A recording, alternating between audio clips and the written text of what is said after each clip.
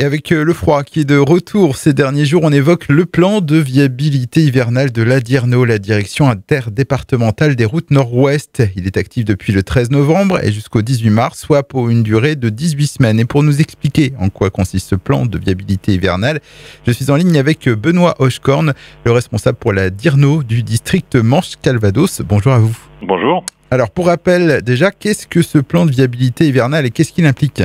Alors ce plan de viabilité hivernale est notre document qui nous permet, nous, de préparer l'arrivée de l'hiver et de pouvoir être présent pour tous les événements que l'on pourra avoir cet hiver, que ce soit neige, verglas, etc. Alors comment s'applique ce plan de viabilité hivernale dans la Manche, puisque la DIRNO ne traite que les grands axes, c'est ça ? La DIRNO ne traite que les routes nationales. Pour ce qui concerne le Cotentin, c'est principalement la RN 13, à partir de notre centre de Valognes, et donc sur 60 km de réseau.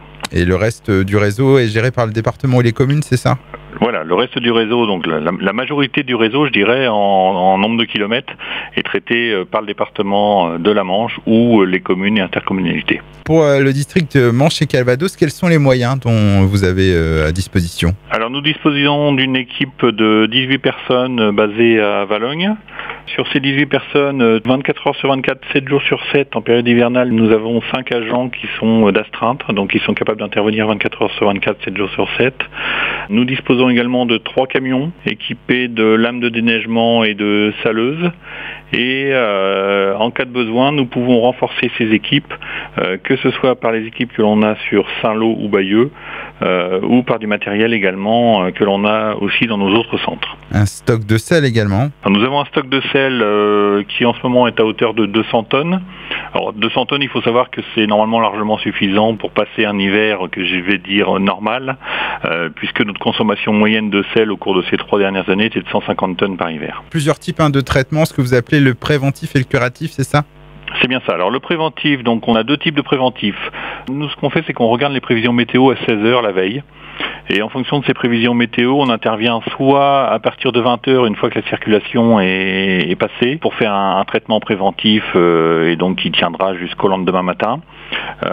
Soit il est prévu des intempéries dans le courant de la nuit, auquel cas on ne peut pas faire ce traitement préventif à 20h et donc on le fait au plus proche de l'événement. Après le curatif, c'est une fois que la neige ou le verglas est tombé, on intervient avec nos lames pour évacuer la neige. Alors quels sont les conseils que vous pourriez donner à nos auditeurs sur la conduite à adopter pour circuler en hiver ?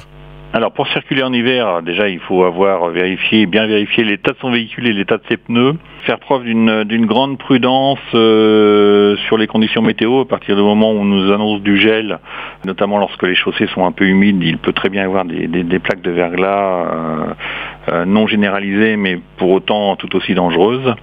Et puis un conseil, lorsque vous voyez nos saleuses en action, un rappel surtout, c'est que le code de la route interdit de les doubler. Donc restez bien derrière les saleuses, elles vous dégagent le chemin, parce que si vous les doublez, le risque c'est que vous tombiez sur une plaque de verglas un peu plus loin et que ça induise un accident. Il y a aussi des outils à destination des usagers afin de les informer sur les conditions de circulation ? Oui, toutes nos informations nous sont disponibles sur le site Bison Futé, avec des remontées sur l'état de la chaussée très régulières, notamment lorsqu'on est en intervention, on a une actualisation toutes les 2 heures. Est-ce que vous souhaitez ajouter autre chose sur ce plan de viabilité hivernale ? Non, simplement dire que les équipes de la DIRNO aujourd'hui sont prêtes à intervenir pour faire face à d'éventuels événements neigeux ou de verglas.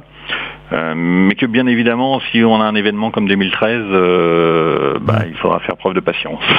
Merci en tout cas Benoît Hochekorn de nous avoir accordé ces quelques minutes. On rappelle que vous êtes le responsable du district Manche-Calvados pour la DIRNO, la direction interdépartementale des routes nord-ouest. Au revoir. Au revoir.